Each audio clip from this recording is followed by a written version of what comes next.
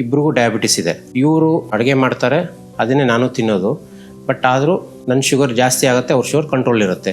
ಹೇಗದು ಸಾಧ್ಯ ಅಂತ. ನಮಸ್ಕಾರ, ನನ್ನ ಹೆಸರು ಡಾಕ್ಟರ್ ಬಿಂದುರಾಜ್.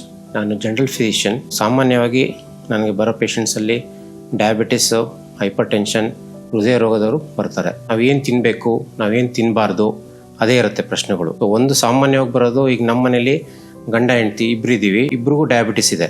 ಇವರು ಅಡುಗೆ ಮಾಡ್ತಾರೆ, ಅದನ್ನೇ ನಾನು ತಿನ್ನೋದು. ಬಟ್ ಆದರೂ ನನ್ನ ಶುಗರ್ ಜಾಸ್ತಿ ಆಗುತ್ತೆ, ಅವ್ರ ಶುಗರ್ ಕಂಟ್ರೋಲ್ ಇರುತ್ತೆ. ಹೇಗದು ಸಾಧ್ಯ ಅಂತ. ಒಂದು ತಿಳ್ಕೊಳ್ಳಿ, ಎಲ್ಲರದು ದೇಹ ರಚನೆ ಬೇರೆ. ನಿಮ್ಮ ದೇಹಕ್ಕೆ ಹೊಂದೋಂಥ ಪದಾರ್ಥಗಳು ಇನ್ನೊಬ್ರಿಗೆ ಆಗೋದಿಲ್ಲ. ಮತ್ತು ಇನ್ನೊಂದು, ನಿಮ್ಮದು ಸ್ಟ್ರೆಸ್ ಲೆವೆಲ್ಸ್, ವರ್ಕ್ ಮಾಡೋದು, ನೀವು ನಿದ್ದೆ, ಮತ್ತು ನಿಮ್ಮ ತೂಕ, ಇವೆಲ್ಲ ಇಂಡಿವಿಜುವಲ್ ಪ್ಯಾರಾಮೀಟರ್ಸ್ ಅಂತ ಹೇಳ್ತೀವಿ. ಅದು ವೇರಿ ಆಗೇ ಆಗುತ್ತೆ. ಹಾಗಾಗಿ ನೀವು ಅದ್ರ ಬಗ್ಗೆ ಭಾಳ ಯೋಚನೆ ಮಾಡಬೇಡಿ. ಇನ್ನೂ ಹೆಚ್ಚಿನ ಪ್ರಶ್ನೆಗಳಿದ್ದರೆ ಕಮೆಂಟ್ನಲ್ಲಿ ತಿಳಿಸಿ.